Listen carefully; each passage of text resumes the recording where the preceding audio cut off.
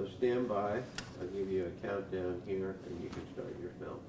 All right. 18 seconds. So, And I say film part one, film one, part one. yeah, yep. I'll just give you a three. So three. Actually,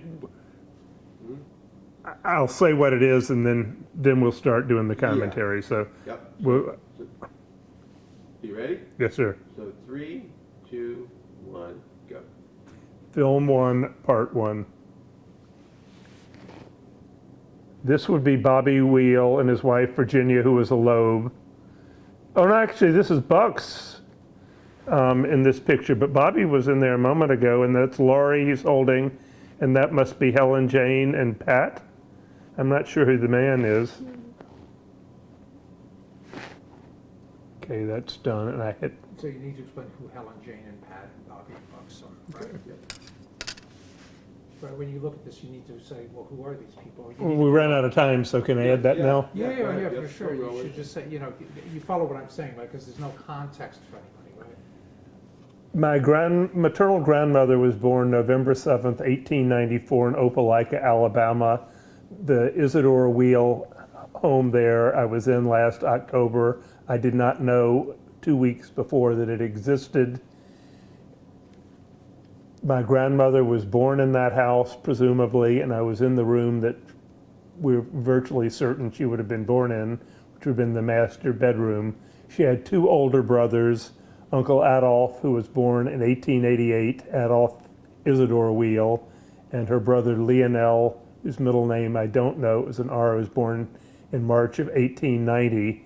And Uncle Adolph had 4 children, Carol Wheel, who ultimately married Mike Rothschild. She had an unfortunate earlier marriage to a fellow named Arthur Harris.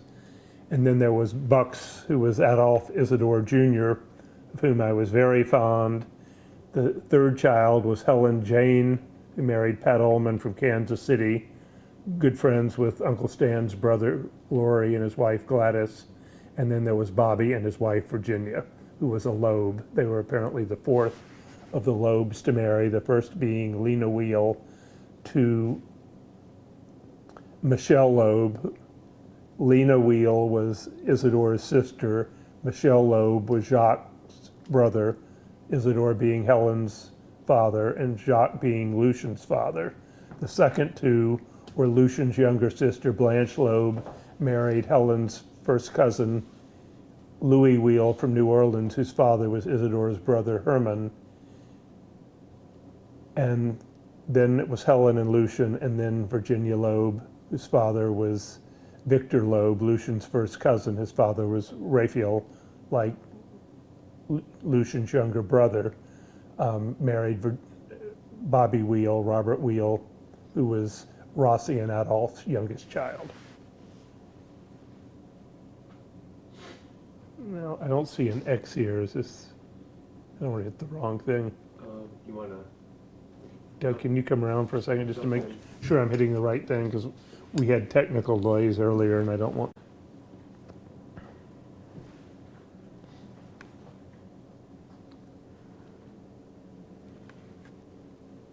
Okay, I'm at film one, part two.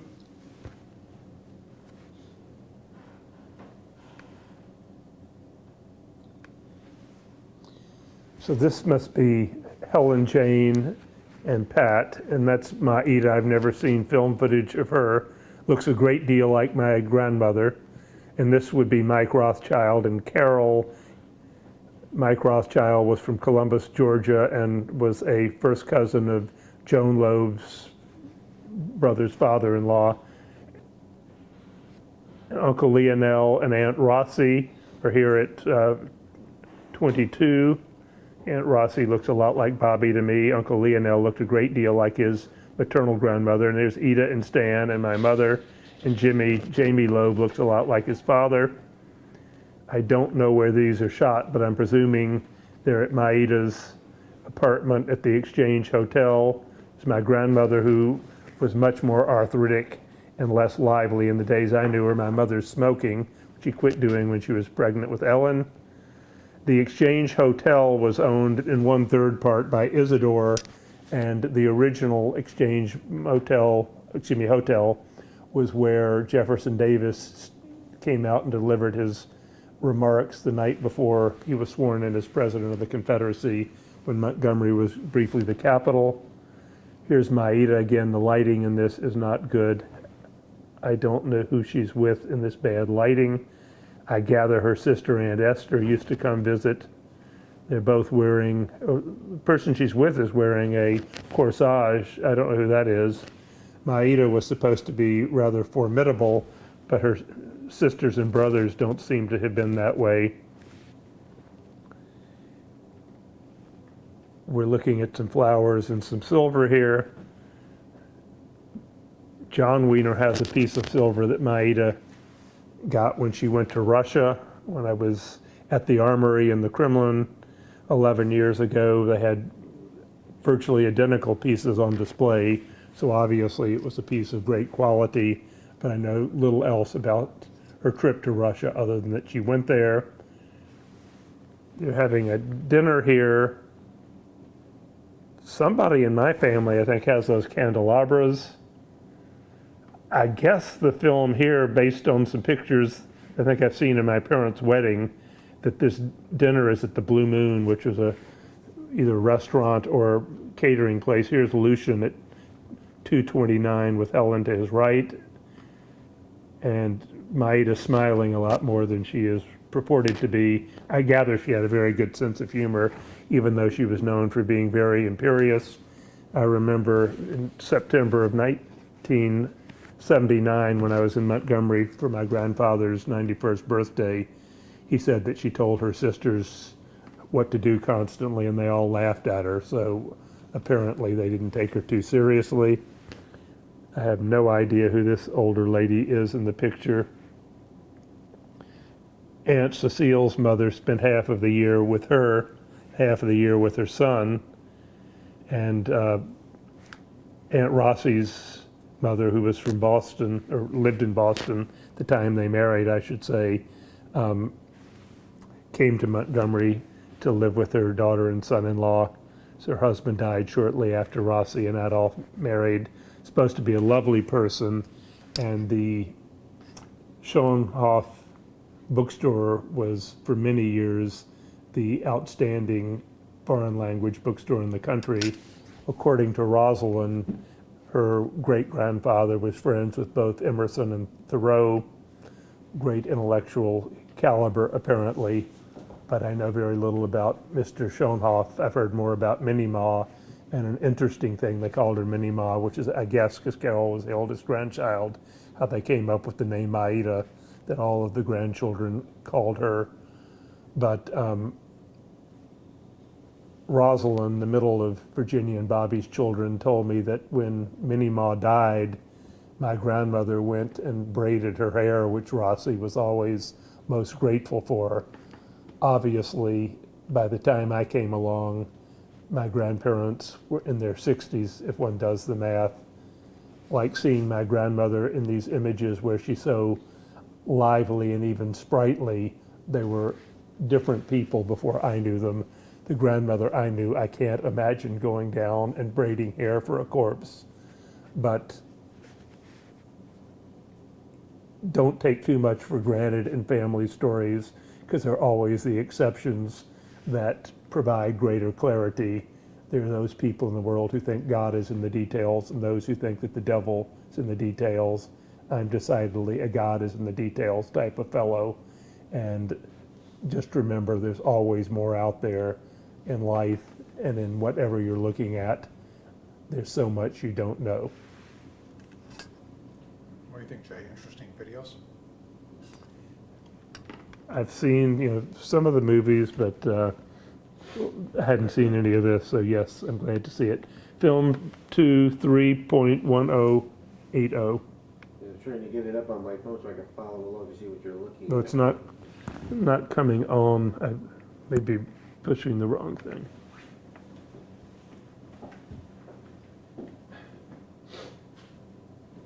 So, Jay, Double click, is that what? this is part one, Which I saw. part two, so this you just double Yeah, click, that's probably very short too. and then you go. It's just 7 click minutes. out of this, and then you go. So this is film 2.3. 1080p is the quality. Okay. This, I would believe, is Atlantic City footage, which I'm told is 1931. I'm going to guess, because the lighting is not good, that that's Ida and Tinka playing on the beach.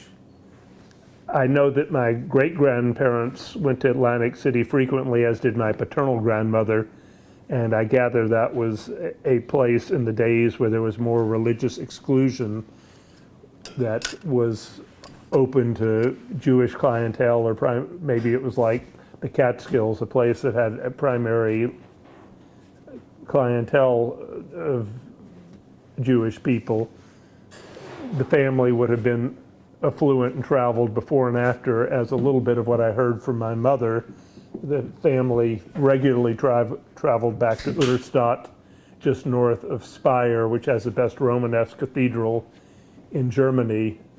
According to my Uncle Jimmy, Isidore Wheel kept a lithograph of the cathedral at Speyer, which you would see from Utterstadt. It's 2 kilometers north, 1.2 miles in today's American distancing.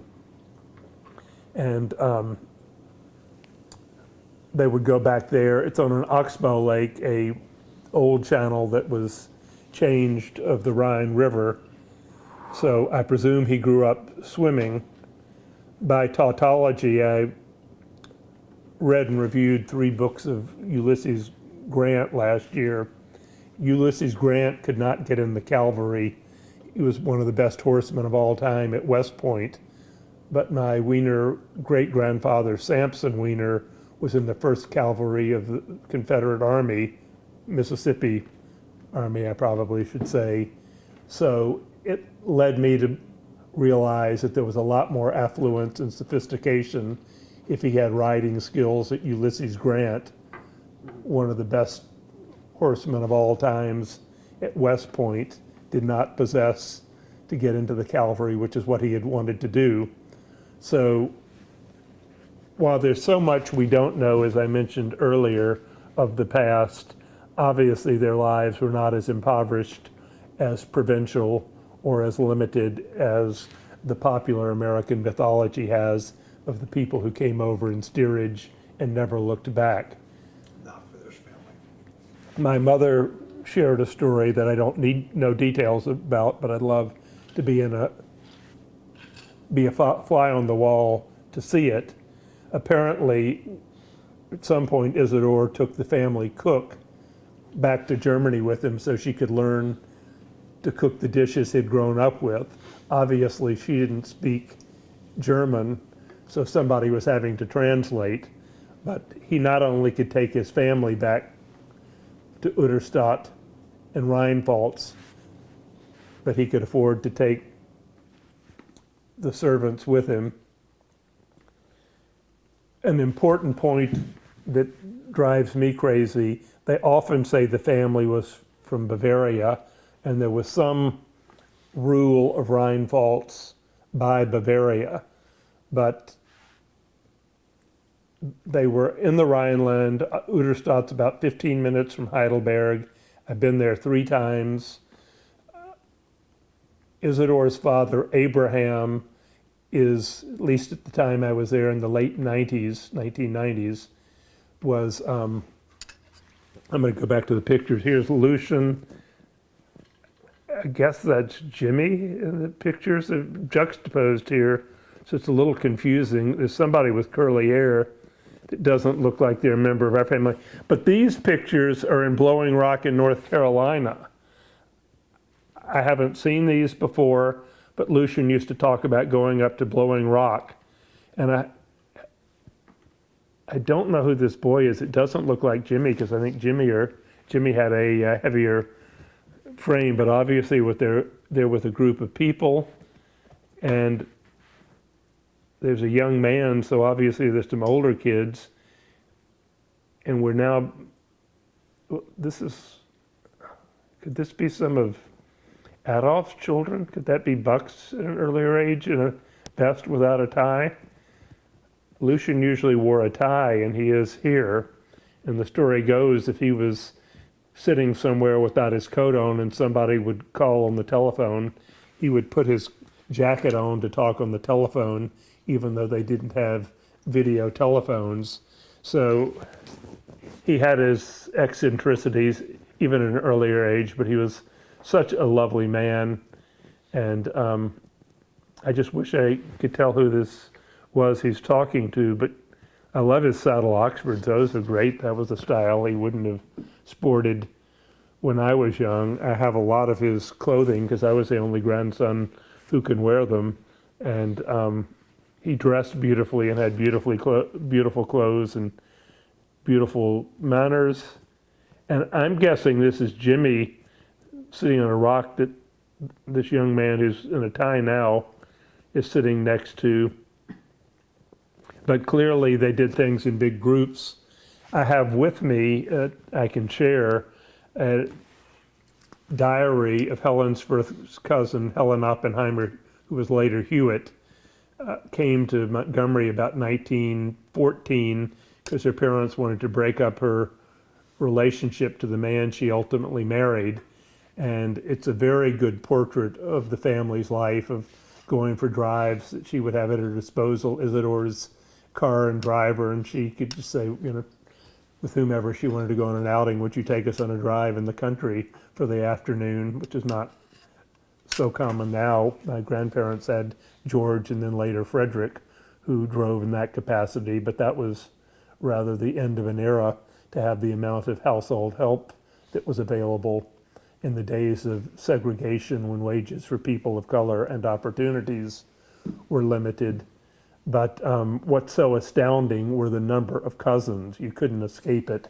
And it made me additionally grateful for not having grown up in Montgomery, where my whole life would have been controlled by being a part of this sweeping family. We had family in Mississippi, but we also had a lot more independence. But it just sort of lost to us at present how many relatives there were. And quite oddly, a year and a half ago, I discovered that I'm probably a distant cousin of my closest neighborhood playmate growing up, which we had no idea. We don't know that we'll ever actually prove it.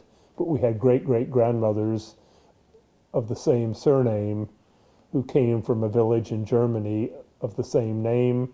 There may be more than one village with the same name, but my point is not the detail there. It's that there were a lot of families that immigrated en masse, and we just don't know today how large the families were. People stayed in one place, they had large families, and There's no birth control. no birth control, as Doug points out, and much greater mortality of children. So they had large families, both because they couldn't avoid it and because if you were going to lose children, you wanted a certain amount as a spare to support you in your old age. You didn't have Social Security, Medicare, nursing homes, family looked after you. So it was a much more supportive and interactive culture than it is today. I would say very quickly that my paternal grandfather came from a family of 8. My paternal grandmother, who was a Loeb, her father, Jacob Loeb, and Jacques Loeb, Lucian's father, were first cousins. Jacob Loeb's father was Isaac Loeb. Jacques Loeb's father was Gabriel. Their father was, in Hebrew, Abraham, but in French, Antoine. My point in mentioning this is Lucian came from a family of 4 children. Speaking of infant mortality, there was an older brother, Hubert, who died about 3 weeks of some epidemic disease that was rampant at the time, 3 weeks after Cecile and Lucian, the twins, were born. And Helen came from a family of 3. So my guess is some point right about the time Lucian was born, birth control knowledge increased. And that is why when Lucian was born, there were many fewer children than in my Loeb grandmother, who became a weaner. had in her family of 10.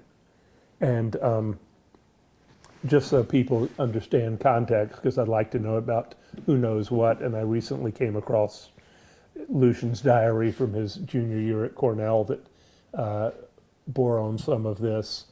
I mentioned earlier, Lena Wheel, Isidore's younger sister, married Jacques' brother Michel, and one of their grandsons, Bob Loeb, was married to Anne Guttmacher, whose father, Alan Guttmacher, was a major figure in birth control in the mid-20th century. The Alan Guttmacher Institute, at this time in the early 21st century, is frequently referred to in debates on population. So our family has long tentacles that show up in all sorts of places.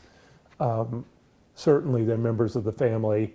Last evening I was passing a truck coming down to Connecticut from Boston that was a rig with a trailer behind it with a Lufkin trailer. Lufkin Trailers was started by 4 men, 2 of whom were my paternal grandfather's brothers, Samson and Eli Weiner. My point being with this, we didn't grow up in the Northeast or Detroit in areas that had large manufacturing fortunes, and that's not where the family's business and prosperity came from, although there are certainly incidents of that. But I think what's much more significant for people to appreciate looking back in time is how involved in my time and earlier the family was with sweeping intellectual trends in the country. And from early on, Sit there. big gut, that's just not the way men are anymore. We're more muscular. And Yeah, well, they didn't have gyms. They didn't know anything. if you read that information from Pop's junior year, he went to the gym one day. That's like what I was saying about Helen. You know, in my lifetime, Pop never did anything, your mother said, except walk up and down the stairs for exercise. He lived a long time. Yes, he did. That's another story. Okay, Excuse me. John, should I just say what this is and then cut it on? Or? Yes, yes, please. Film 4, 5, 6, 7.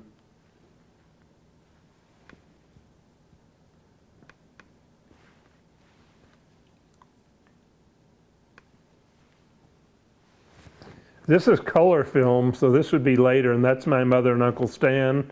I love the old car on the right. Here's Helen in a blue sweater looking like Queen Elizabeth dresses in 2019. Pop is always very handsome, and I like the way Ida's dressed. I mean, they're very good-looking, well-dressed women. People dressed much nicer then. Things took a like here. Is this Pop in a baseball cap? Now, I don't know who the servants who are helping them are. It didn't look like Bessie Thomas, who worked for them for years. Here's somebody's hunting dog, and they're at some lake, which I don't believe is what we called the pond, because I don't recall the pond having such a sweeping shoreline, and it couldn't be the pond because I don't think they would have had those cars at the time they had the pond. Oh, maybe it was, but this looks like, well, no, they must be coming out of the train station or something, because it's a stucco building, the screen door and a public telephone. And Uncle Stan's looking very dapper, as he always did, in a double-breasted jacket. Pop's wearing a top hat. I may even still have that top hat if anybody wants it. They have some of his top hats. They're eating outside with somebody's, oh, that's Aunt Blanche now, and that's Arthur Barnett. And I think that was Sue in the sunglasses at the end of the table, Sue being the younger daughter of Blanche and Louis, Betty being the older one. Betty and Sue had parents, grandparents, and great-grandparents who were siblings with Ida, Tinka, and Jimmy. I don't know that man who just took off his clip-on sunglasses, but obviously he's somebody in the family who may be later identified from a photograph. And that may be part of the New Orleans family. It's very dark here. The New Orleans family, Uncle Herman, whose wife was Bertha Simon Wheel, who was the daughter of Charles Simon, Janetta, Lucian's maternal grandmother's brother. This is some child, and I don't think it's Ellen Weiner, but it may be Beth Barnett if we're still in New Orleans.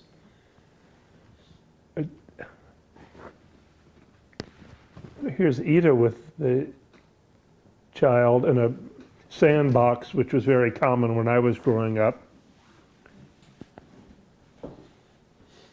And I should know who that was in the picture. I think she may be related, but I can't place who she is. Cute little girl. And obviously they dress children differently then. And look, this beautiful suit the lady with the veil is wearing. She looks like she's going to a funeral by today's standards. But it's fascinating to see. But, you know, people dressed. There was more class distinction in how people dressed. Blue collar versus white collar, for instance.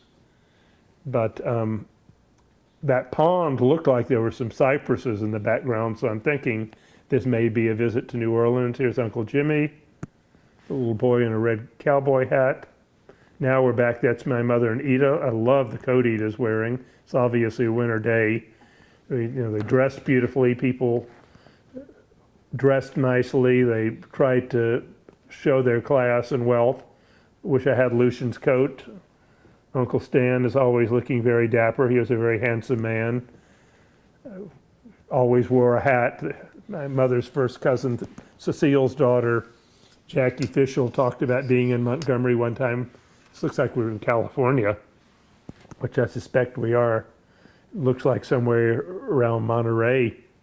Certainly not a southern landscape.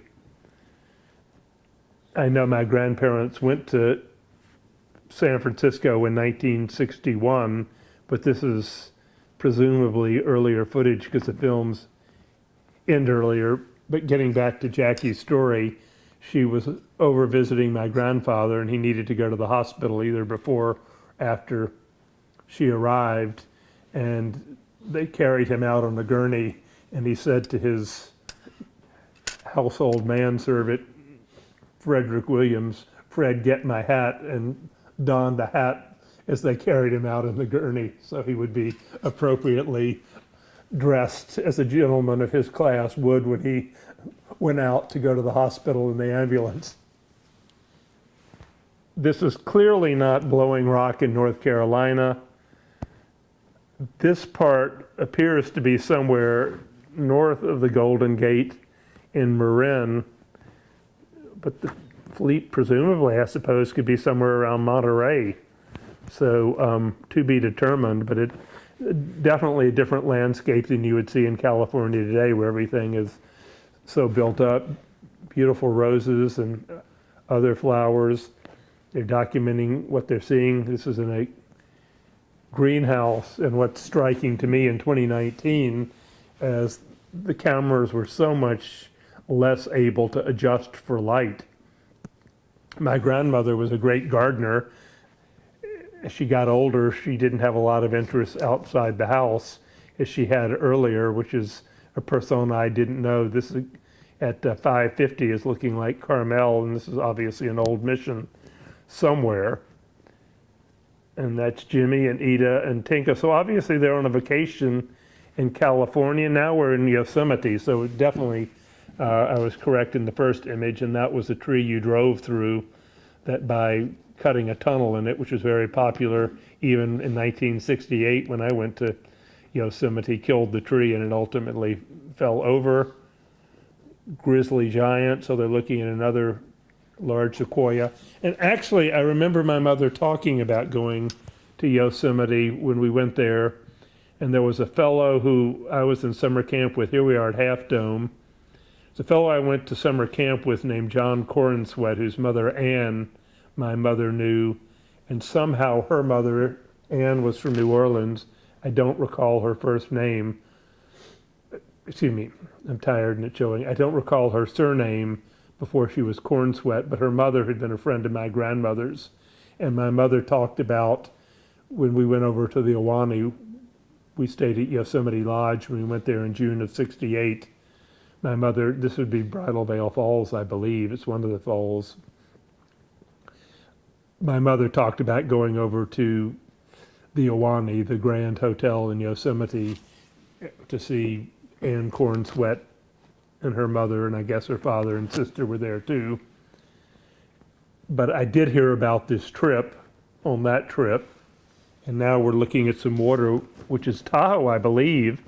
And I know that in 1920, the year my grandparents married, Helen and her parents, Ida and Isidore, went to Lake Tahoe, and Helen showed me photographs that exist somewhere taken at Lake Tahoe. Lucian took the train out to spend time with her, and it's still just a very, very special place. And we're now at 6:45. This is later because Helen's born, and she's born in 57. That's my cousin Helen, I believe, in Douglas. And as one sees the men dress up, they're probably having Sunday dinner. Here's Ida in a pretty red dress with Jimmy. And this appears, looking at the trees, to be the background, and that is Helen Ruth Loeb, Uncle Jimmy's oldest child. And here we're at what's called the pond that was south of Montgomery. I believe the town was LeGrand nearby. Here I am in what we called a car coat. I must be 6 because I somewhat remember that jacket. Ellen is with somebody who I think is probably Eve Loeb. Here is Lucian. Here's my father, Julian, with Doug in the back waving and me with a paddle and a hood on. I'd be quite in style now because Hoodie's wearing the hood upper in style. Lucian on the boat. The pond, this would be in the days that the Corps of Engineers was into building ponds. So take a look, in very, very pretty. And that's Eve Loeb, as I thought. Jack Loeb's daughter, older daughter. And there's some chickens. I don't know if these are out at the farm or maybe it's somebody else's farm. But the property was acquired, and they probably got some type of grant through the government to build a lake, which you wouldn't do now, to impound a stream. And so Lucian built this pond for fishing, and they had 2 boats, and they named one Jest, which was code for Jimmy, Julian, Ida. That's Jimmy's wonderful Hillman that I wish he had kept like we've kept cars, because Jamie would be the man about town running around. Now, Uncle Stan had a Hillman Manx. Uncle Jimmy had a Sunbeam, which I think was called a Rapier. So there's Mary Weiner and EE. So it's Jay, Elizabeth, Ellen, Mary, and Helen. Looks like we may be Easter egg hunting. Helen's wearing a plastic, what they call bandeau. And that's Aunt Joan's 1958 Plymouth Belvedere that I remember distinctly, and that's Helen and Elizabeth, who we called EE, which I presume is Helen, as a young child, couldn't pronounce Elizabeth. Loved the way the kids dressed then, and Elizabeth must be probably 10, 12 months old. That haircut of mine, I feel like I'm victimized seeing, but that's at the pond. Helen, she's a gorgeous little girl, and I'm wearing sunglasses. I'm sure they weren't UV protected. My ears are just awful there. Hopefully they don't grow back in older age. There's Pop looking very nice. I actually believe I have that jacket. And there are pines growing up. It had been a working farm. But anyhow, the boats were Jest, which was a J for Julian and Jimmy, E for Ida, S for Stanley, T for Tinka. My mother doesn't like Tinka anymore. I remember flying kites down at the pond. We would do that and would go down and have picnics, which is a whole different story. And the other boat was called the Doug Ellen for Douglas and Ellen, which made me the odd man out. I was presumably born by then, so they could have called it Jed like Jest, but they didn't. But Maybe there's a message in that. there's my grandmother's 1955 Oldsmobile. That looks like it must be Patricia, and that looks like the patio at Uncle Jimmy's house. There's a grill there, so obviously they must be grilling. And anyhow, my grandparents, that's Helen, Tricia, and Elizabeth, that we called EE. Tricia was born on September 23rd, 1961, so I'm going to guess this is the following spring with her in a stroller. I can still remember there just being 2 daughters and then 3 before Jamie was born. Now we are at some family dinner again. Is Ida the bride to be here? Looking like perhaps she is. Maida doesn't want to be filmed. And she was holding her napkin up. That was Lori Newhouse, so this must be the wedding. I don't know who this couple is. They're kissing, so obviously they're very affectionate. That's Aunt Blanche, and that's Laurie Newhouse again at 1226. Very handsome. He looked more like the Newhouses. And Stan's grandfather was Joseph Laurie, who I believe Jacob Laurie. He lived in St. Joseph. That's Fay Greel on the left, Lucian and Helen. That could have been Blanche, but anyhow, that's Arthur Barnett, so that must be Betty with him, I presume. Don't know who that woman is. That's Aunt Jenny, Uncle Stan's younger sister, who I was crazy about. That's Aunt Cecile Wheel on the left. I don't recognize that couple. That's Aunt Cecile Greel, who died in March of 1952. She was Lucian's older sister. Ironically, they were born on separate days. That's Jack Loeb and Betty, his wife there. That maybe was that's Jean Wheel with the cigarette with Jimmy. That's Fay Greel and her husband Gaston. Jackie and Gaston were Aunt Cecile's children. That would be Raphael Loeb. And I don't believe that's Aunt Myrtle, but it could be. And I don't know who this couple is. I wish I knew, because they're very handsome and obviously people I would want to know. They look like they're fun-loving and had a good sense of humor. Yeah, Cecile was born shortly before midnight on September 23rd, 1888. Lucian was born shortly after midnight on September 24th, 1888. Today you would love, that's Carol Fischel, Mary Lynn Levy next to Ida. There's Tinka. And I know Laurie Newhouse, and that must be his wife Gladys, I'm not sure, and the bride and groom. Ida's wearing the veil that had been her mother's that all the women since Helen have worn. It was bought for her. Maida, Helen, Lucian, and Jimmy. That's Carol Fischel, now Olden, with whom I'm close. And probably, one would guess, Vicky Wheel, Virginia. Her mother was Virginia. Vicky was short for Victor, her maternal grandfather being Victor Loeb, Lucian's first cousin. Carol, who's on the left with the big smile, is just happy and lovely, and I'm crazy about her. Stay in touch. What I was going to say real quickly was Cecile celebrated her birthday on Lucian's birthday. Today, you would thank your lucky stars. The twins were born shortly before or after midnight, so they could each have their own day and special attention with the misogyny and patriarchy of that time. Cecile, being the woman, subverted her interests and individuality to celebrate her birthday on the boy's birthday, but they were by all means a very happy couple, and I maintain, based on them and other male-female twins I know, that they're no better adjusted people I know than those of a male-female twin set, I suppose, because they come up with good gender roles. Going to the next one now. Let me pause you right there for just 1 second, if you'll. Did I just do 8, 9, 10? I think I did 4, 5, 6. 4, 5, 6, it'll be 8, 9, 10 is the next. 8, 9, 10, 11. Okay, so I'm double clicking. This is 15 minutes, 51 seconds.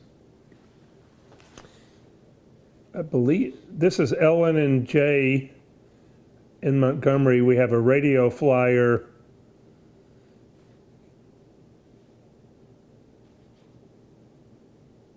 And that may have been ours that we brought from Jackson. This is outside the dining room on the patio, Gilmer Avenue. There's Doug in a beautiful looking black and white. He's kissing Ellen. There I am. This must be, I would guess, about 1956, given my size.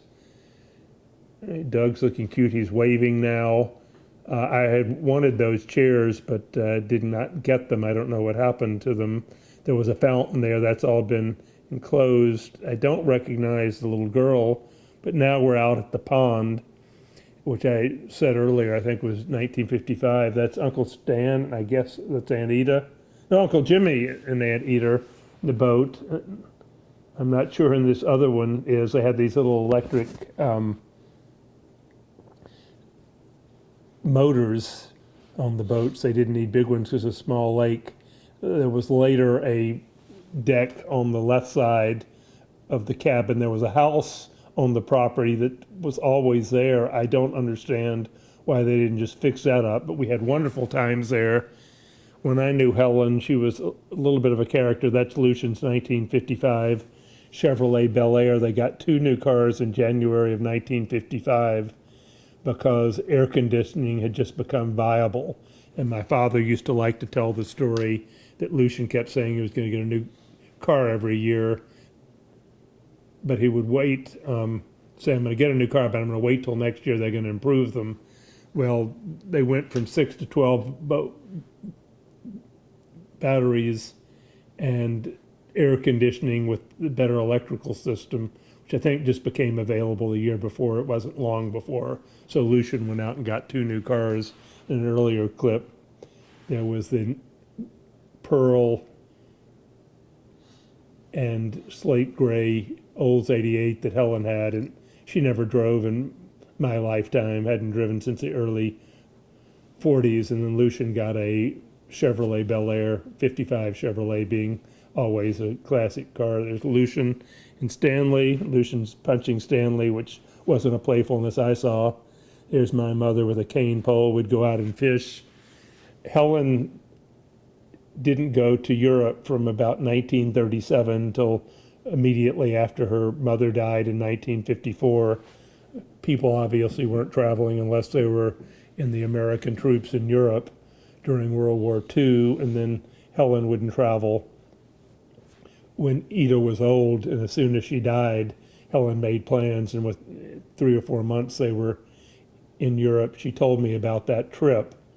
And at some point when she was in London, she went to Harrods and got a big wicker basket with plastic plates and whatnot, and she loved planning these picnics out to the lake. Now we're back on Gilmer Avenue in the garden with a woman I don't recognize, nice looking lady. The garage doors opened out, which you can see in the background. Helen always, in my lifetime, was interested in the garden, not her philanthropic and civic work, which she'd done earlier. But anyhow, there's a scene in the Orson Welles movie, Citizen Kane, where they go out on a picnic, and I was sort of reminded it would become a big production to go down to the lake with this big wicker picnic basket set. You're seeing a wicker basket that I think I have actually in Jackson. I'm certain that I have that basket. But anyhow, there was a more intricate one with plates inside and whatnot, and we would have a caravan of cars and go down. I don't know who this baby is. I'm guessing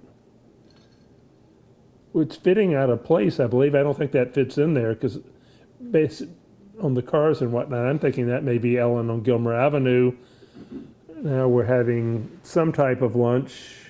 That looked like paper plates. Now we're back on Gilmer Avenue with Ellen. And I want to guess that that's Bessie Thomas with her, but I'm just seeing the apron. You would have liveried servants, unlike today. Here we seem to be playing in the sprinkler. That would obviously I think that's me. Helen is a little girl here. And this looks like the backyard. Is that Douglas? I think that may be Douglas here. Based on the build, looks different than mine. That's Aunt Blanche. I was correct, Lucian's younger sister. They're visiting from New Orleans, and it appears to be somebody's birthday. Maybe this is Lucian's 70th. Well, his 70th birthday, Blanche and Louis and Helen and Lucian were in Europe, and I know they went to, I think, the Moulin Rouge or somewhere for Lucian's 70th birthday, but that's definitely Louis, whose mother was Selena Wheel Loeb's first cousin, and father, Herman, was Isidore's younger brother. That appears to be Mary Wiener. And that, Fraulein had come from Germany at some point, and I'm pretty sure this is Helen Young, the governess they had from Germany, who my mother says went back to Berlin to visit. She was from Berlin, and the war broke out, and she couldn't come back, that she was planning to come back.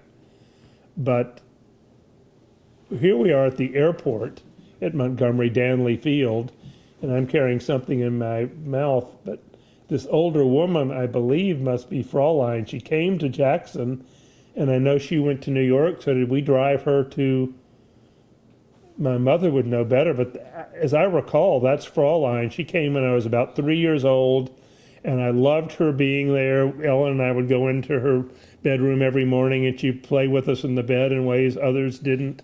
And I know she went to Montgomery in New York. Helen and Lucian paid her way to come visit. And I know she went to New York, so maybe we drove her to Montgomery, and then Ida and Stan came down and she flew back. But I can't figure who that was. It reminds me of my vague recollection of who she was.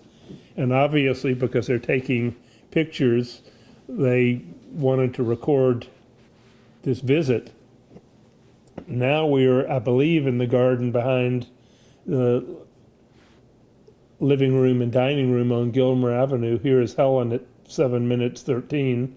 Her birthday was July 13th, so it's appropriate that she comes in 7:13. I'm relatively certain this is at their home before Fernway, which is called Linwood Avenue, and I remember being in that house. It was near Cloverdale, and Whose house was this? Jimmy and Joan's house before they moved to Fernway Drive in 1960, which they moved to right after we moved to the house on Redbud Road. So Joan has been in her house 59 years, I believe, this fall, and Tinka has been in her house 59 years this summer, so close to 60 years for both of them, which is a long run by anybody's estimation. My parents' house has been approved if my mother would ever make the application to be on the National Register of Historic Places, because it was designed by Julian's first cousin, double first cousin, Samuel Gross Wiener, whose mother was Tilly Loeb. She died when he was a year old, and Uncle Sam married Florence Loeb. But anyhow, he is considered to be the first modern architect in the South, and there's no indication that anybody was a modern architect before him. And the home he designed for one of his Loeb first cousins, Ed Weil, and his wife. That's my mother, apparently at her Smith College graduation at 847. But Ed Weil's home in Shreveport is considered the first modern house in the South. So just in all sorts of domains, the family is involved in watersheds and firsts. It's interesting. So this is footage I've never seen. I haven't seen film footage. It was always considered a badge of pride for my mother that she and her siblings and my grandmother and her brother Lionel, Lucian and Uncle Louis, Uncle Raphael, Aunt Cecile, Aunt Blanche went to Ivy League and Seven Sister Colleges in the southern sense, up east to college. I'm not sure what the difference is today, advantages or what they might have been at some point, but it was a big part of the family narrative. I would not know who the people were. My mother's college graduation 5 years before I was born. This is obviously inside at the commencement, but the lighting here isn't good. This is my mother with some old black Buick Roadmaster. In back, Uncle Stanley's come to the graduation. And Ida, they're both looking very pretty, as they always were. There's Helen in a pretty black and white dress with Tinka to her right in the footage. Here's Ida in the red sweater, Helen, Tinka, Lucian. I mean, just look how beautifully the people dressed.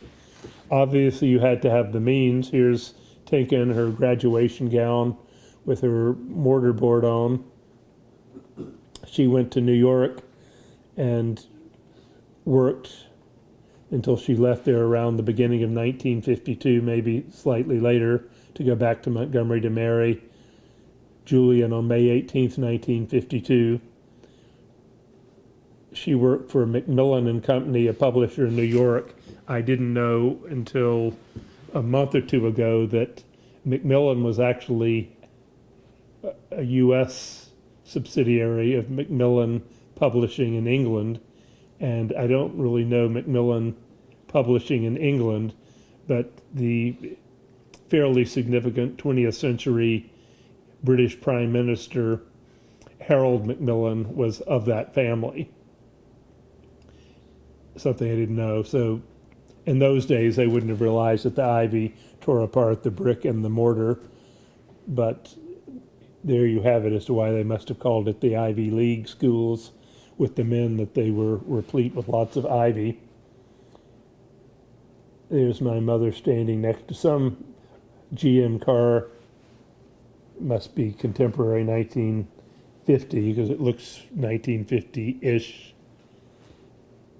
But I can't tell whether it was a Cadillac, a Pontiac, or something else.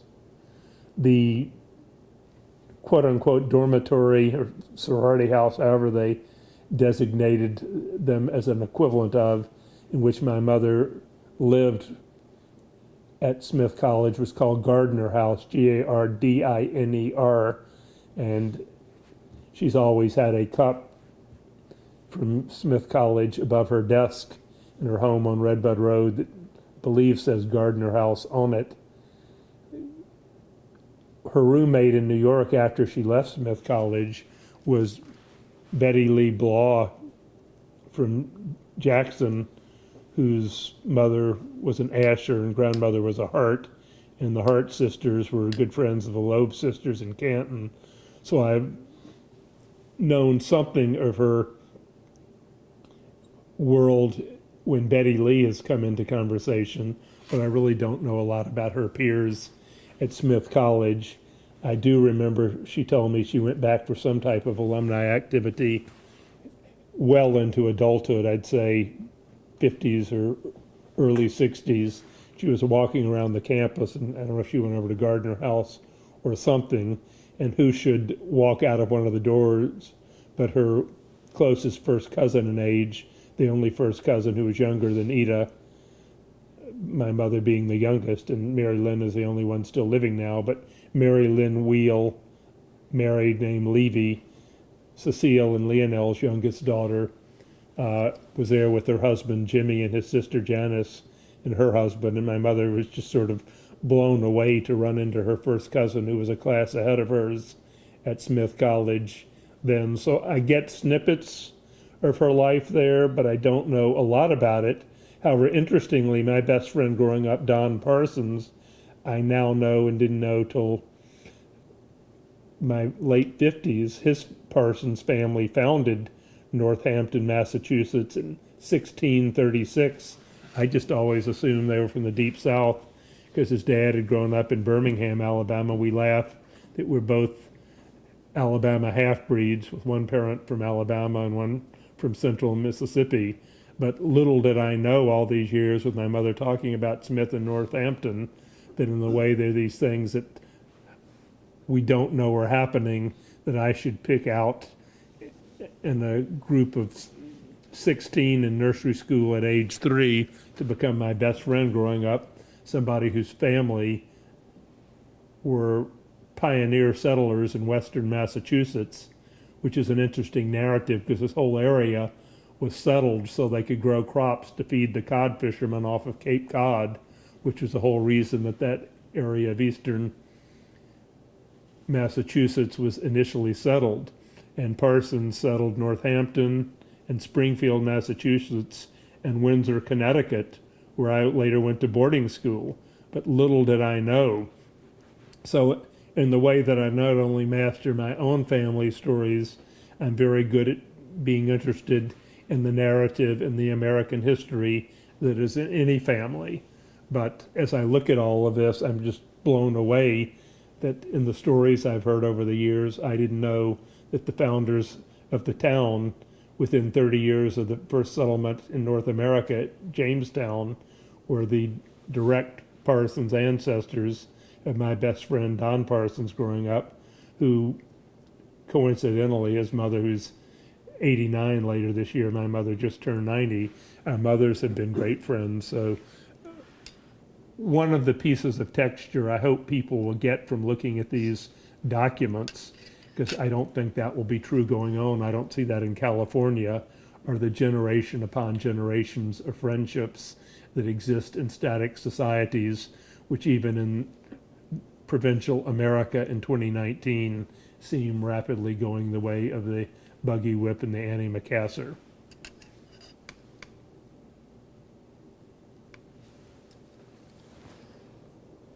Film 12.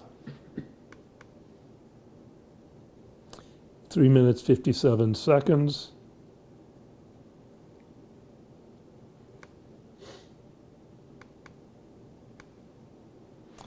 That would appear to be Ellen Weiner with her dad Julian and her mother wearing a vest. I'm not certain where these are. See, even little girls wore hats then and jackets. The way that people dressed up and the hats that women wore and men wore were even visited upon the children.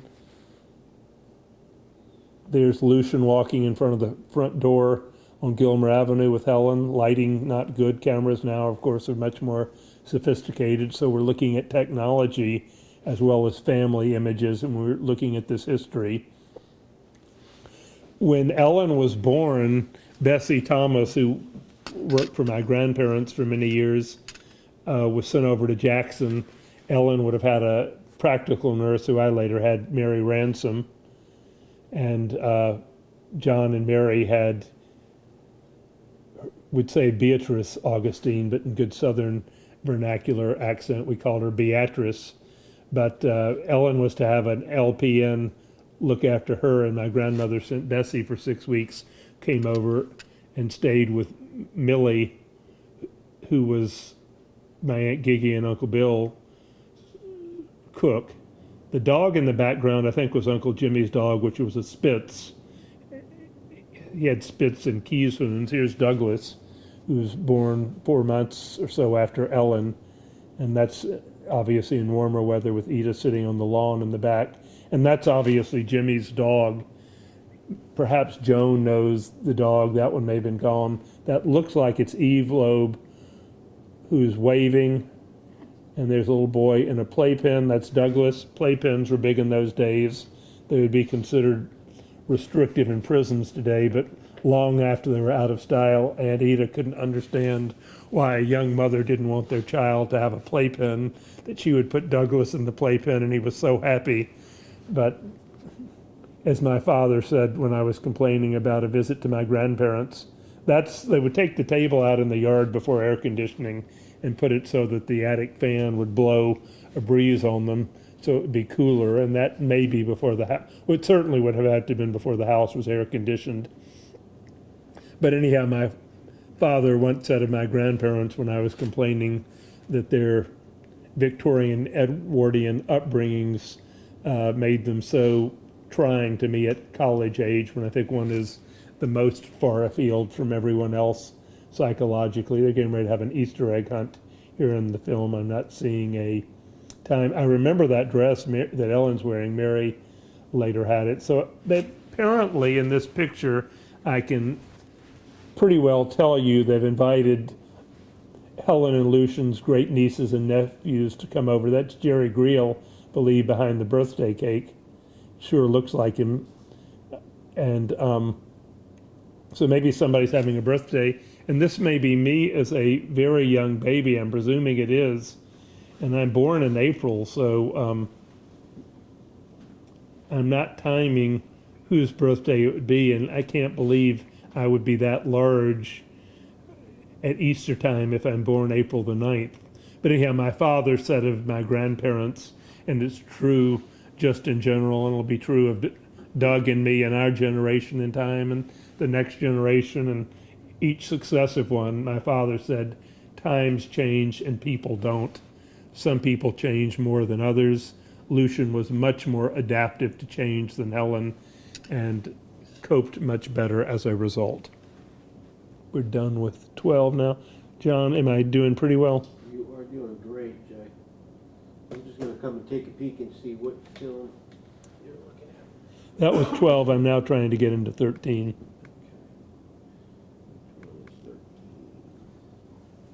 It's not double clicking. Do you want to look at it? It looks like we may be back to college graduation with that bill. No, they're off somewhere. This is a log house. Okay. Do we need Doug back here? No, you can continue. Oh, Can we cut off the, it's going again. can we cut off the ringer?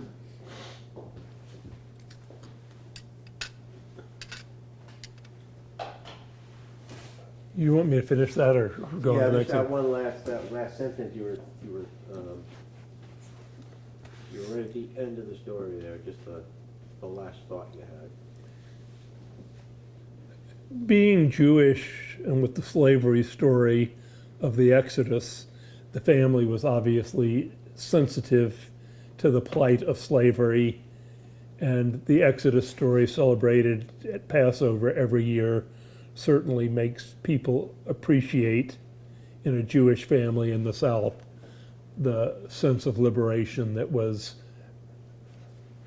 liberation from slavery. But the family was very much of a piece with the South. They may want to repackage the reality, but we benefited from that system. The family fortune would have grown out of sharecropping after Civil War, and when people couldn't afford to repay their debts if there was a bad crop, they would have a lien and could take the property and sell it. I recently, last fall, reviewed a book about mercantilism in postbellum Natchez, Mississippi. Interestingly, there were 6 families, none of whom we were directly descended from, only one of whom our family is actually blood related to, although I can't precisely tell you how. Isidore's mother was Magdalena Limley Wheel from Rulesheim, south of Utterstadt, and one of the Limleys was studied, but there were 6 families, 5 of whom had married into the family one way or another. One of them being Jacob Lorry's 3 brothers lived in Natchez, so that will be of interest to Newhouse relatives because they're definitely blood related. But what interested me was these people were studied because they're primary source materials that they could use. So obviously there are letters out there in archives of the family that we're wholly unaware of.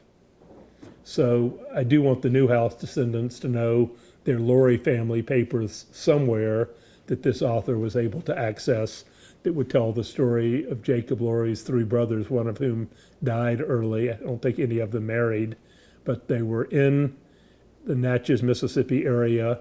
One of them was across a river in Vidalia named for Governor Vidal, who was the first Spanish governor. And it said in there where his office actually was. So there's a lot more material out there than we know. Maybe more will be known, cataloged, and accessible to descendants in the future. But just because I can't tell you more doesn't mean that there's not some great material out there at which to look. Film 19, 2 minutes, 51 seconds.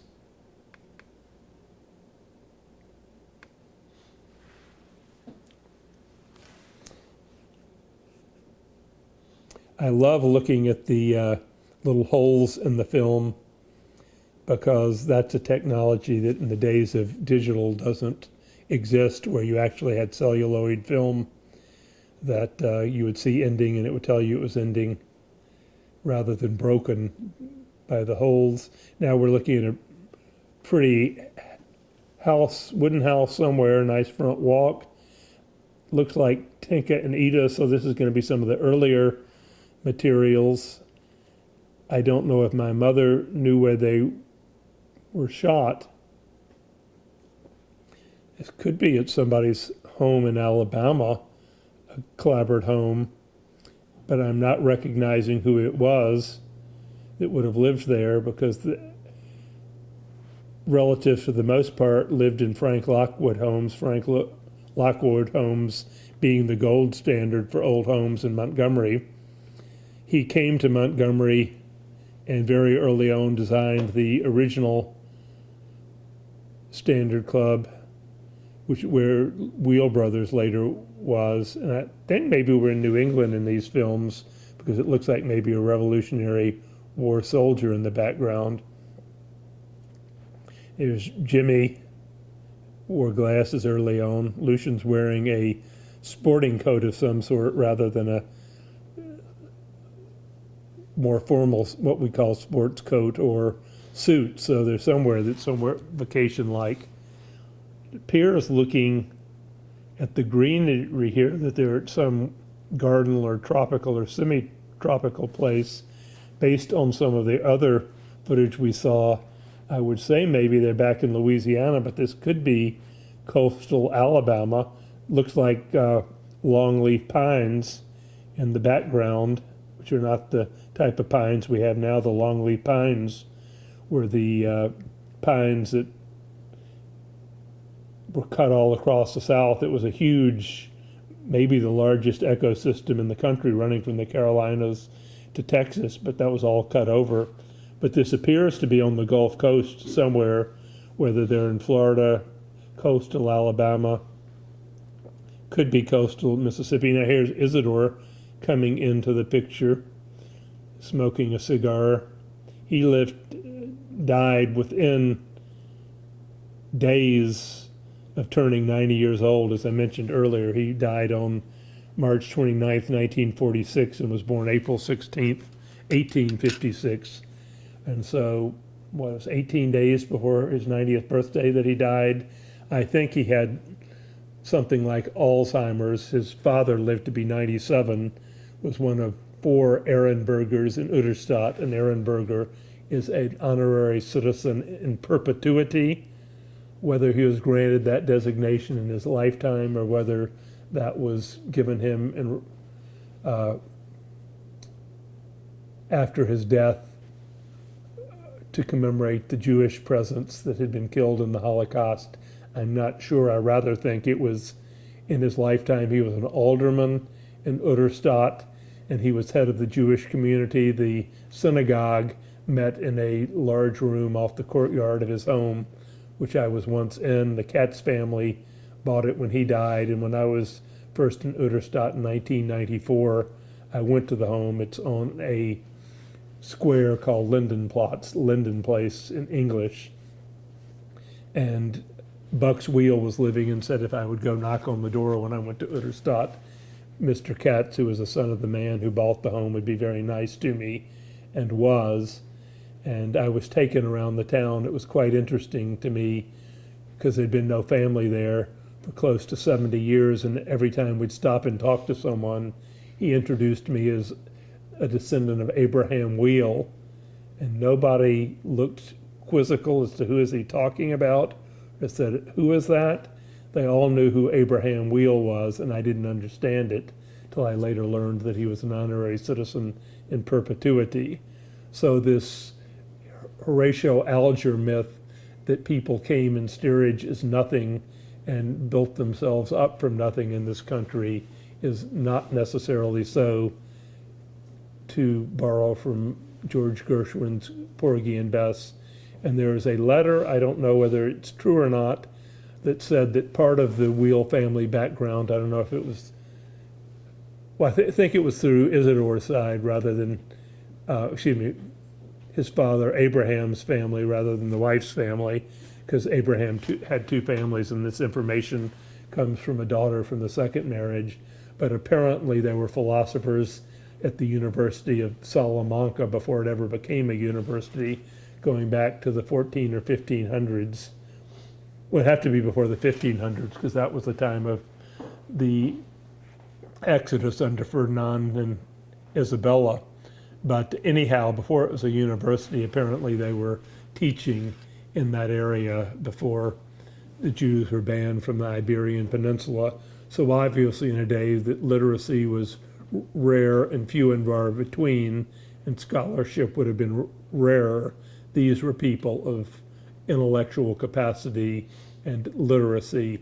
So that tells a lot about the family that without my interest in researching and learning about stories, I would not know.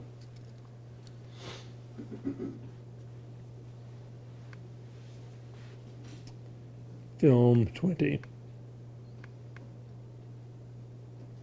3 minutes, 7 seconds. We're on a lake with a big structure that looks fascinating. We're at a lake that looks like we're in New England. We may be back up on a vacation around Farrington's. That's my mother with some woman in what appears to be a skirted bathing suit. It's old-fashioned. There's Ida. So I think we saw some earlier film at Farrington's. Swimming attire is very different. I've seen pictures of Lucian with a sort of undershirt type top and a bathing suit. So when things changed, whether they were out of style, but they were still wearing what they already owned, I don't know. But obviously, sharecroppers in the South and people who could travel and stay in resorts were somewhat few and far between, but certainly in the days of epidemics and no air conditioning, there were a lot of Southern families who had means that would go to the North. I was having a conversation at one of the ski races I did this winter with a fellow who came from a family that obviously had means early, and we were talking about where our families traditionally went. People didn't tend like today to just sort of go off new places differently. This is Maida coming out of the front door on Gilmer Avenue. It's obviously Sprier. Mary Lynn Levy looks a bit like her. That's obviously Topsy, although he has a tail, not a dock tail. Jimmy and Ida and Tinka with their grandparents. Haven't seen this film footage until today. Dogs on a leash. I've seen a photograph of this with Tinka and Ida with Topsy. Cute dog, and again was bred by Uncle Gaston, I presume. It's obviously winter because the front door is closed, and that wouldn't have been the case in the summer when they would have had no air conditioning. Just lovely, lovely film footage. I'm going to guess from about 1933, because my mother looks like she'd be about 4 years old. Here's another picture. She's wearing a winter coat now. Ida's wearing a sweater, so we can date the time of year here. And I hate to sound like I'm their grandparents rather than their nephew and son, but aren't they cute? They're just the cutest things, as a woman in the South would say in superlatives. But yeah, I'm as interested in the clothing history. Now here we're seeing Washington, D.C. I've seen these before. We're at 2:38 with about 28 seconds left to go. This is among the earliest footage. You hadn't gotten to the point where cars had integral fenders. Looking at the Capitol, a very different day and age. I presume there's some letters or something somewhere that somebody's going to come across that we can later cross-reference to this. This is May of 2019, the 30th of May, and on May the 2nd, I discovered, for something I needed to write a paper that I'm delivering in Cambridge, Massachusetts on Sunday evening, that I had a diary from 1907 that Lucian kept during his junior year at Cornell University in the very beginning days of his senior year later that year. And at the beginning, January 1st, 1907, he talks about arriving back in Ithaca. And so clearly he has left Christmas holidays between Christmas and New Year's, and he stops off in Washington for a day or two. And it provides some interesting context for the family. With the internet, I could begin to place who people were. He spends the day with a fellow named Colonel Wiley, who is a friend of his father's, who he calls Papa. And one of the things I don't want to neglect to mention, Uncle Jimmy said that his parents idolized their parents in a way people didn't at his generation, and less in my generation. And in the next generation, people are more peers in these sort of patriarchal roles that were played then. But as Uncle Jimmy aptly pointed out, he said, here were people who came over and made, by all measures, a great success of themselves. And so with that immigrant story and their successes, their children admired them in ways that I don't think people would their parents today. But Lucian calls his father in his diaries Papa, P-A-P-A, and Papa has a friend who's Colonel Wiley that Lucian spends the day with, who he says is quite engaging and interesting and had a great sense of humor. Colonel Wiley was the congressman from Mobile, so obviously Jacques knew prominent people and knew them around the state. I remember in May of 1976, when I was visiting Montgomery shortly after my grandmother died on May 1st that day, Lucian and I were out talking on the driveway by the fountain that was in the circle off the breakfast room, and a 1975 or 76 Oldsmobile Delta 88 rolls into the driveway and comes to a stop. And it was a woman I'd never heard of, Amelie Lassley, whose twin brother, obviously there was a sister-brother twinship like Lucian had with Cecile. Amelie Lassley was a Hill, and her brother was Senator Lister Hill, named for Joseph Lister, with whom his father, Dr. Luther Hill, who did the first operation on the heart in the United States, did in Montgomery circa 1903. But Lister Hill sponsored the Hill-Burton legislation. He lived across the street from my grandparents for about 50 years and succeeded Justice Hugo Black, whose sister-in-law I knew well, was a mentor to Rosa Parks, with the Montgomery bus boycott, which is a whole nother family story that we may not have time to get into. But yes, that fits into the family story, if anybody wonders in the future. But Senator Hill's crowning legislation was the Hill-Burton Act, which built hospitals in rural America. And in 1968, the New York Times said he had done more as a layperson to advance medicine than anyone who was not in the medical field in his lifetime. And Amelie Lassley was his sister. And in days before Hill-Burton, hospitals were largely called clinics or infirmaries, and they were set up by doctors who ran them. And so I'm presuming this hospital, the paper about which she brought us a speech, was the Hill Clinic or infirmary. And apparently Jacques had delivered a speech at the dedication of this hospital, which is what she was bringing us. So clearly he was well connected. But he spends the day with Colonel Wiley, a congressman from Mobile, who's somehow a friend of Jacques. The family was from Western Europe. They were not from peasant stock. They were from the Enlightenment and literate and well-educated even then. And they apparently have lunch with three people, one who appears to be the congressman from Montgomery. One was the House Minority Whip, John Sharp Williams from Mississippi, whose great-grandchildren I know. I had dinner 3 nights ago with one of his great-granddaughters, and literally the morning after I transcribed this diary, I got a call from that great-granddaughter's husband without any knowledge that I'd just been reading that my grandfather had spent time with his wife's great-grandfather in 1906. So it's interesting how there are these multiple generations of family and how things occur without us knowing it. And then there was another congressman who, like John Sharp Williams, had been a congressman from Louisiana who was elevated to the Senate as John Sharp Williams was in the days before direct election of senators.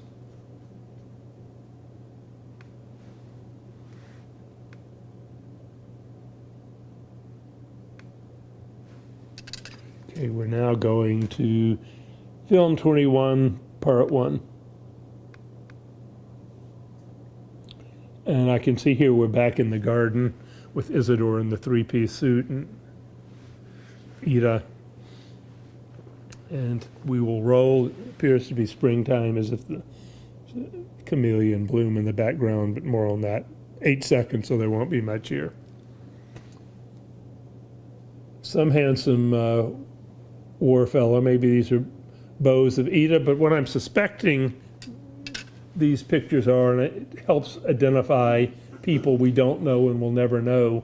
There were 2 Air Force bases in Montgomery, Maxwell Field and Gunter Air Force Base, and it was very common to entertain GIs in your home when they were serving the country, and there were a lot of Jewish GIs who they would invite to come spend Jewish holidays or have Sunday dinner or whatnot with them. So I suspect some of these people in the images are people who were not family members who were stationed in Montgomery during the war, and the family would meet, and if they liked them, they would continue to invite them back.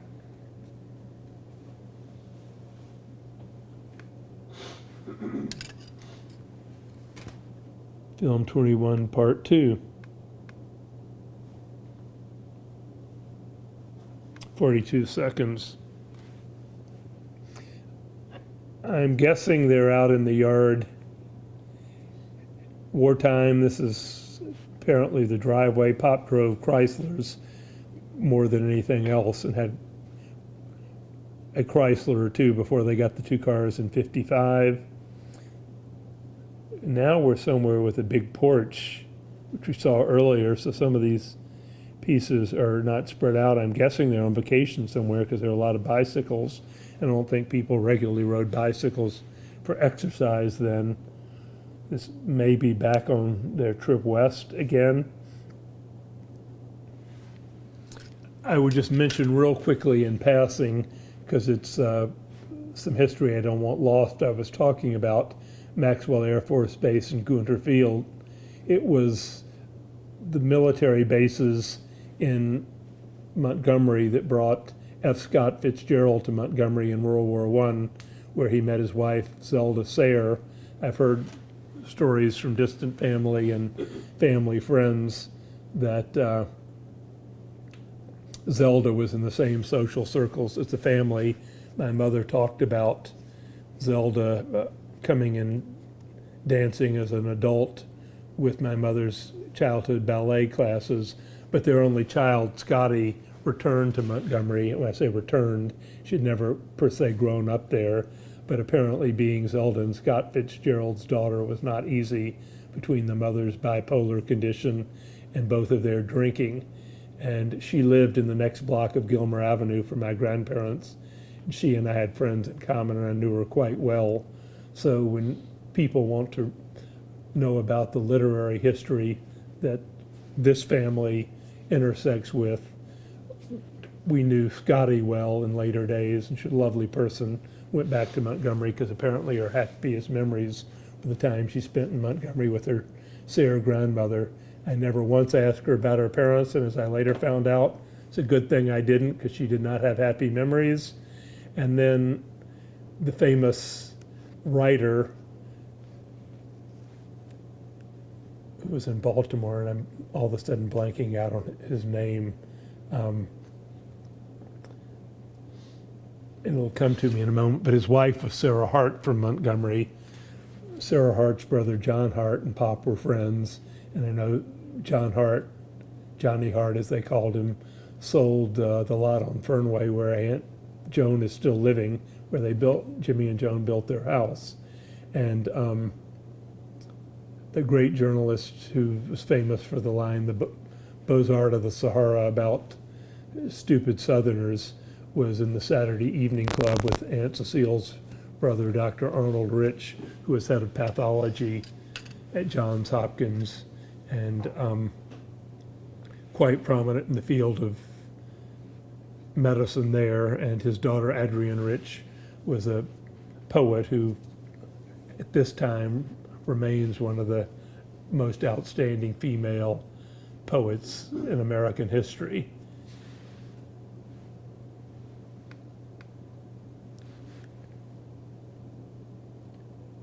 Film 2, Part 3.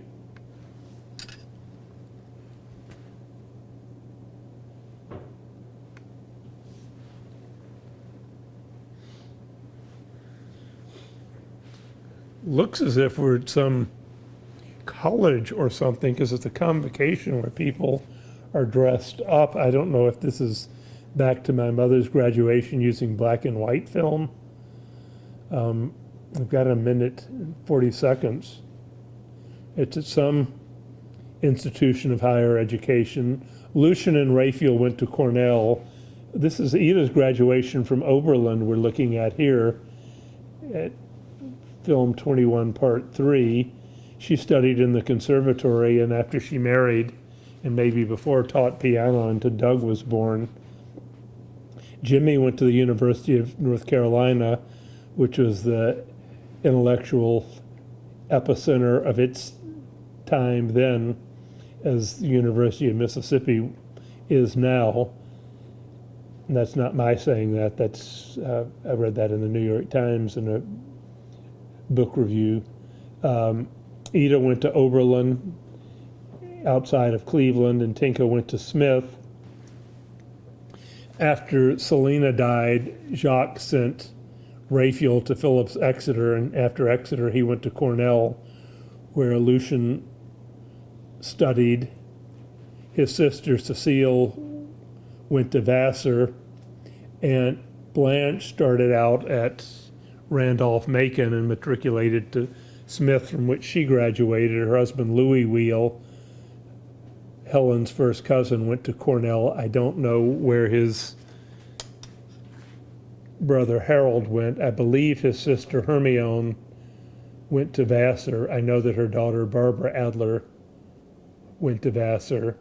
And then Uncle Adolph went to Auburn, which is the twin city to Opelika, where they were born. Uncle Lionel went to Harvard, was a class of 11. And Helen went to Wellesley, was class of 16. And she had had some back problems early in life.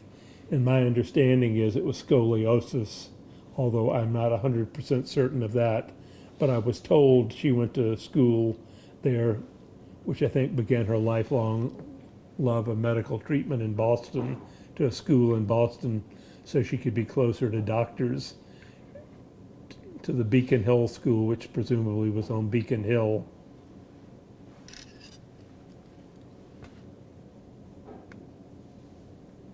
Film 22. Just 1 second, I'm gonna wipe my nose again.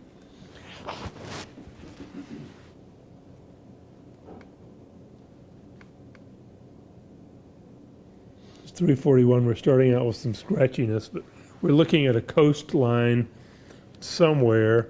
We may be back to the Gulf Coast with the schooner, so this appears probably to be coastal New England. Isidore's, well, looking at the horses, we may be back in the tropics again. Isidore's brother, Herman, very early on, right after Louis was born early in 1888, moved to New Orleans. His wife, Aunt Bertha, was from New Orleans. This appears to be Havana, and that's the Malecon. I'm virtually certain we're looking at Havana here. We just saw some people fanning themselves, but I'll have to go look at some pictures to verify that. But the Malecon is the wall in Havana, and by all appearances, we are in Havana, Cuba here, which is 90 miles from Key West. So easy trip from South Florida. We've taken the train somewhere and gotten a boat and gone there. It would have been an occasion to record the trip with film. We're seeing palms that wouldn't grow inland in the South. Looking at some of the old paintings of the time, I'm relatively certain that this is Havana. We're now at 20. Well, it's actually counting down. We're 206. We're looking at some outhouses with palm-covered roofs. I'm gathering this is a sugar plantation. And here's some sugar cane, so we're definitely on a sugar plantation. They're probably being taken out. Here's some women dressed with kerchiefs and caps are obviously there to allow pictures to be taken of them, probably being tipped by tourists. Certainly reminds me of the type of cloud cover I saw in Cuba, and there are areas of Cuba with mountains if they're not close to Havana. And during the Cuban Revolution in the 850s, the revolutionaries hung out in the mountains, which is how they persisted and were able to triumph. But it was a great place to go. These are some fellows who looked like they must have been working on the boats, perhaps. Looking at the boats of the time, wooden boats, obviously in the days before fiberglass boats, so probably before all the advances in industrial technology. World War II, these fellows are wearing white linen suits, which would have been common in the days when it was hot and you weren't in air conditioning. Men's wear was bifurcated, as was women's wear, into summer and winter wear. And so we're seeing some of that as backdrop in the pictures, something that doesn't exist in my time. Looks a bit like my mother in that picture, but that's certainly not. But these are arguably people who are part of the group they're traveling with. That's Helen, I believe, in the white hat. And whether that's a relative that I think looks a little bit like my mother, I don't know. They're obviously wearing straw summer type hats. Film 23, part 1.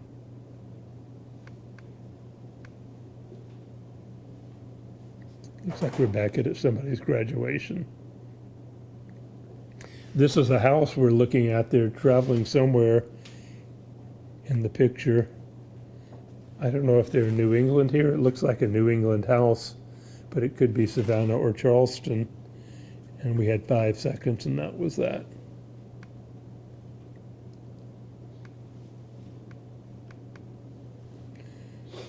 Got another 15 seconds of the same film. This appears to be New England to me, but I don't have any clarity as to where this is. There are no people to identify it with. Given the absence of screens on the windows, I'm taking it to be New England, but maybe it was somewhere that they went in the winter and the screens were taken down during winter.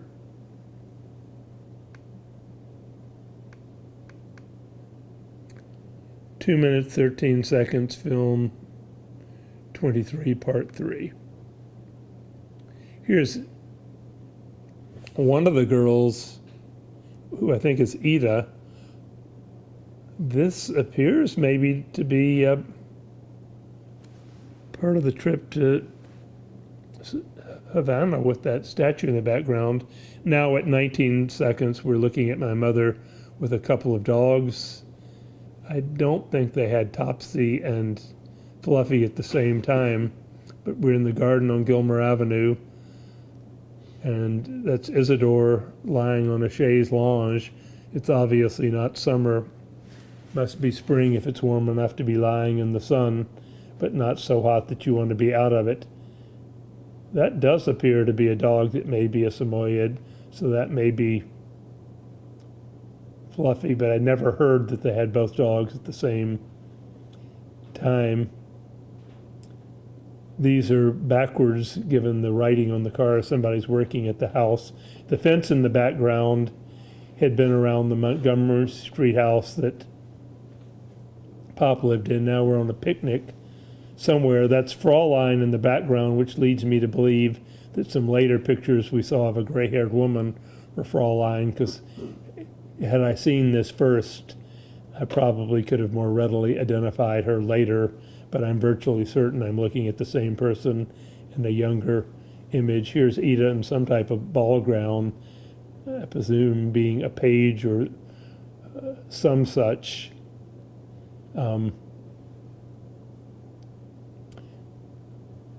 Looking very attractive. Here's Tinka in front of the fountain, clowning, but I don't know whether she's going to a ballet recital or what that's all about, and Jimmy with a camera.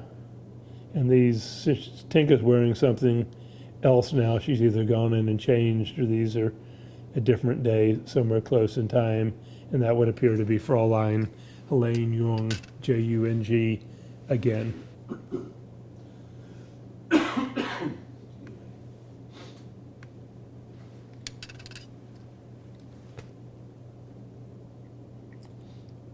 And this telescope down, which I didn't mention before, so after this one I'm going to need some help to see whether this is the end or whether we're at the end. Do you know whether 24 is the last one? 24 is the last one. Okay, so that's why it's nothing beneath it. Oops. And I've now gotten, well, actually, no, there's more beyond it.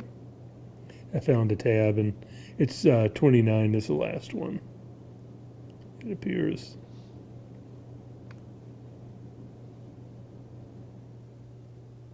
Am I providing some context for this?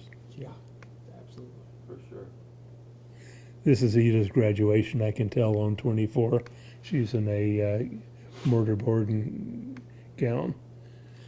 This appears to be color footage from Ida's graduation from Oberlin College, where she studied in the conservatory. Doug Newhouse later matriculated there from high school. I believe he spent his first 2 years at his mother's alma mater before transferring to his maternal grandfather's alma mater of Cornell University. I don't know per se what I'm looking at because I've never been on the Oberlin campus, but it's a nice image of a college campus at that time.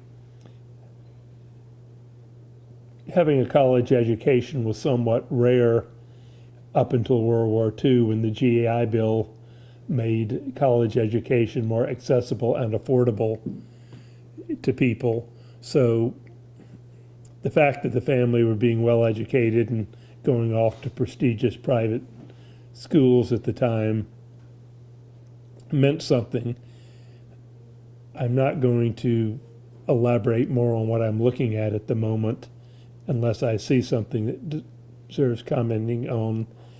I don't know where Helen studied before she went to Boston to the Beacon Hill School. Now I'm looking at Ida. It's 1:28. She's smiling at the camera.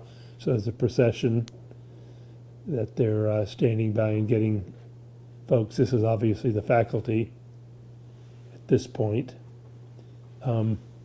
Oberlin was an early school founded by abolitionists, so it had a very proud tradition that was not the Jim Crow segregationist mentality of the Deep South, which has something about the past.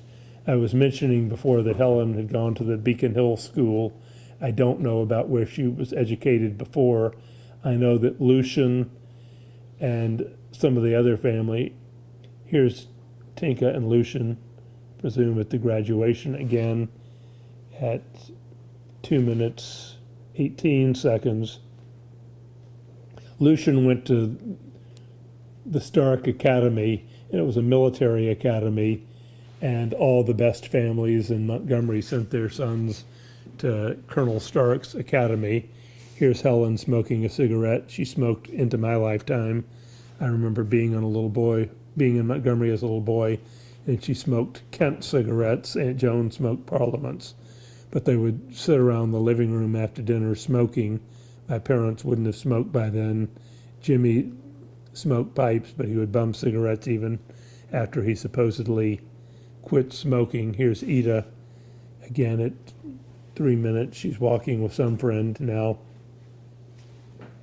But back to the Stark Academy. So the family obviously economically and socially mingled easily with the elites. And in the Deep South and among German Jews of that era, the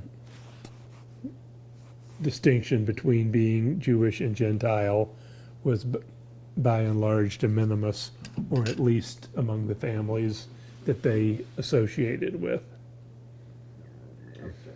Apologies, I gotta change